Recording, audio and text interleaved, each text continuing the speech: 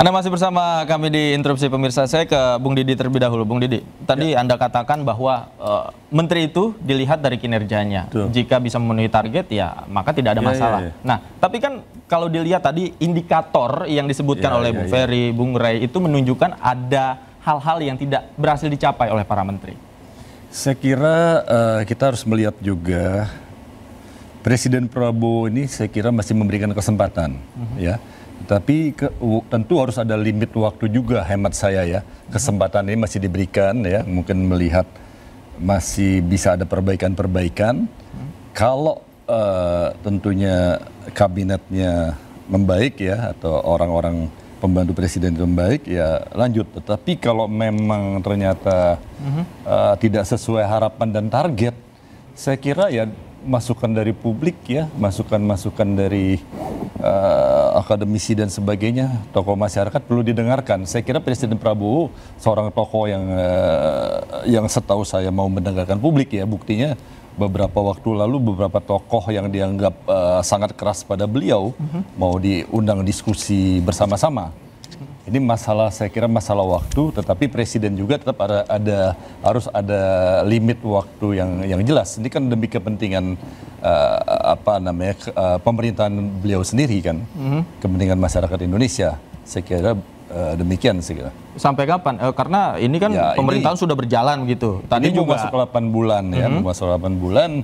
Apa harus nunggu setahun begitu? Belum terlalu lama. Pasti presiden punya penilaian-penilaian ya, punya parameter-parameter, punya ukuran-ukuran. Saya meyakini ada batasan waktu ya. Kalau ternyata enggak.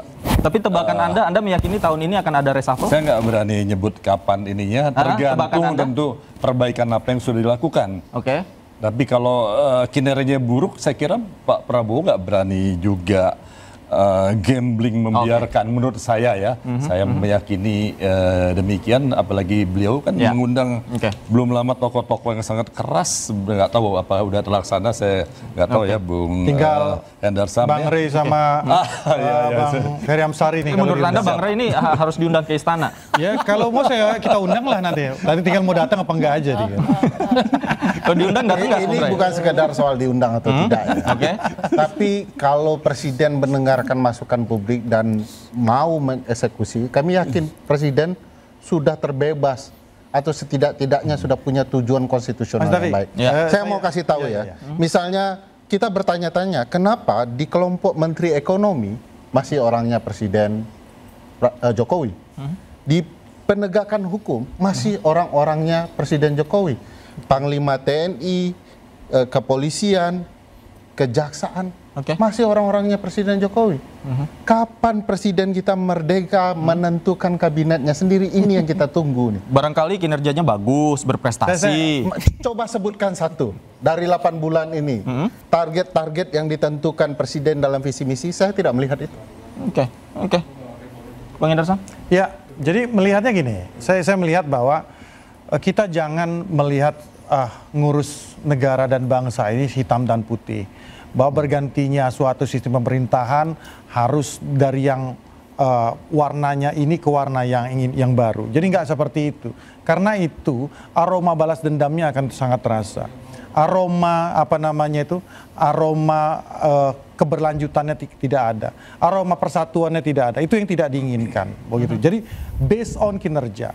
Apabila memang kan konsepnya sudah jelas. Konsep dari Pak Prabowo ini keberlanjutan. Beliau masih membutuhkan, ya kan? Membutuhkan transformasi dari pemerintahan lama ke yang baru.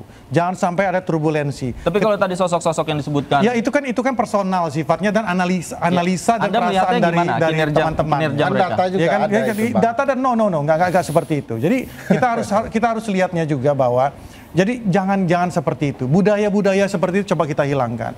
Ya kan? Bagaimana contoh ya kan di masa lalu ketika Presiden Bu Mega ya kan selesai menjabat Pak SBY ya kan menjabat, orang-orangnya Bu Mega tidak ditempatkan lagi seperti itu. Apakah itu juga harus menjadi suatu kultur yang ada di Indonesia? Ya enggak juga. Tidak juga. Jadi bukan nggak enakan, balas budi dan lain sebagainya jadi diakomodir. Intinya itu tidak ada ego sentral, ya, ego sektoral di sini. ya kan? Intinya itu adalah keberlanjutan dan Pak Prabowo ingin merangkul semuanya.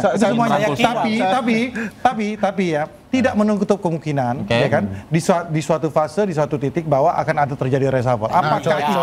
Kalau itu cocok. Apakah alasan tegas dong? Apakah tidak menutup kemungkinan kan gitu kan? Karena tapi apapun itu kita kembalikan kepada beliau. Tapi based on-nya adalah based on kinerja dan loyalitas. Reshuffle dimungkinkan. Oke, Bung Rey, silakan. Bung Rey, silakan. Tapi juga based on morality.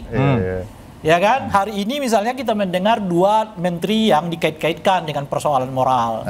Satu di pengadilan nama salah satu menteri disebutkan lagi nih. Yang kedua konon ada menteri yang minta pelayanan yang istrinya mau keluar negeri lalu dimintai supaya ditemani oleh KJRI.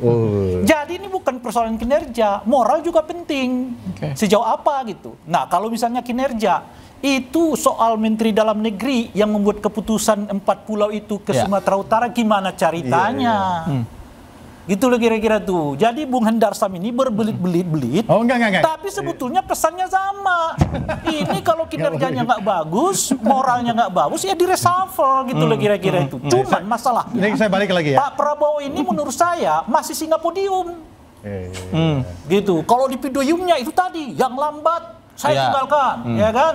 Geraknya harus cepat. Setelah itu beliau pergi ke luar negeri, lupa lagi.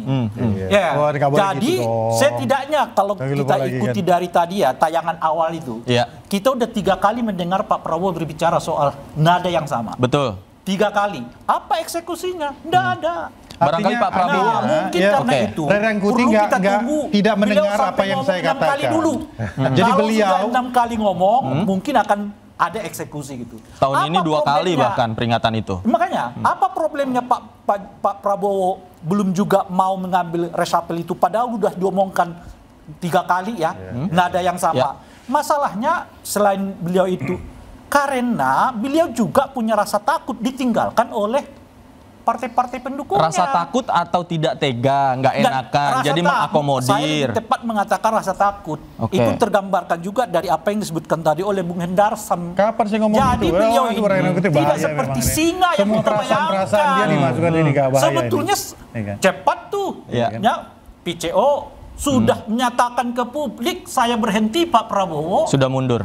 Dan dikatakan oleh Pak Prabowo ada kesalahan ucap nih, ya kan, apa namanya, VCO-nya, balik lagi ke istana.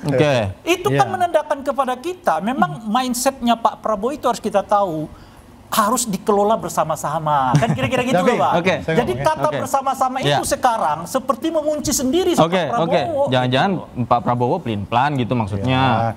Memang mengurus bangsa ini ya kan tidak sesempit pikiran Rerengkuti itu masalahnya. Tidak sesempit masa ngurus bangsa ini kompleks gitu loh. Jadi kalau linier seperti kata oleh seorang Bang Rey ya memang seperti itu bisa jadi hitam dan putih. Ini sikat aja nih. Ini tidak bisa seperti saya jelasin. Kan saya udah mengatakan tadi Bung Hendarsam. Maksud Anda ada zona abu-abu gitu. Enggak gitu ya. Itu kan jangan di kabinet ini ada banyak orang yang sebetulnya visinya nggak sama dengan Pak Prabowo. Jangan-jangan kan. Gini loh ya.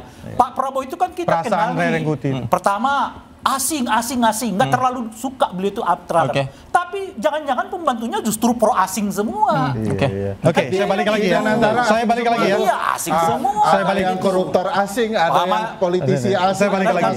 Dan semua itu yang dianggap jadi beban pemerintahan Pak Prabowo. Ada perlunya Pak Prabowo juga segera menyatukan anggota kabinetnya benar-benar sevisi dengan beliau. Yang pro asing ya, pro ini pro itu. Siapa yang pro asing? Singkirkan. Tinggalkan di jalan. Ada penasihat asing itu.